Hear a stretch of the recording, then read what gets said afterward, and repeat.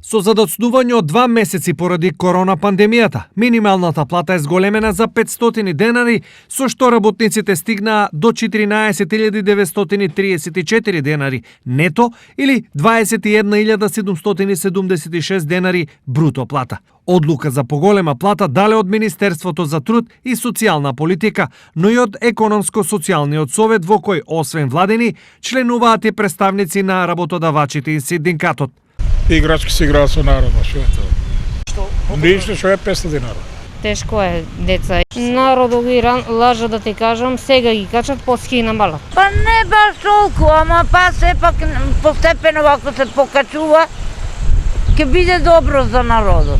Од друга страна, она што за граѓаните е малку, за фирмите со новата ситуација станува многу.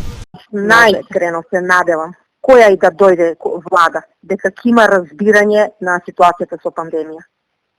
Најискрено се надевам, бидејќи ако зголемување на минимална плата биде веднаш со формирање на влада во овие тешки услови без работа, тоа ќе биде кучна врата за 90% фирми. Дека делењето пари во иднина нема да биде воопшто едноставно, предупредуваат и од Сојузот на стопански комори. Без вистинска стратегија, кај 99% од регистрираните активни мали и средни предпријатија, во идниот период подобрување на состојбата не може да има.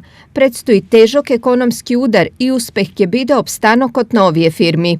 Вели за порталот Денар подпредседателот на Сојузот на стопанските комори Габриела Кулебанова. Од трета страна, УПОС си има своја политика и таму се загрижени за друго. Вработените со позиција референт, виш референт, млад референт и некои други, покачувањето нема да го добијат, зашто нема кој да изгласа измени на законот за административни работници. Тоа се вредни работници чиј труд нема да биде валоризиран. Реагираат од УПОС. Сето досега кажано прави голема економска, правна, социјална и политичка збрка, зашто работниците се незадоволни. Фирмите немаат од каде да дадат пари, а политичарите ветуваат поголеми плати. Кога и како ќе се фати крајот, кој знае?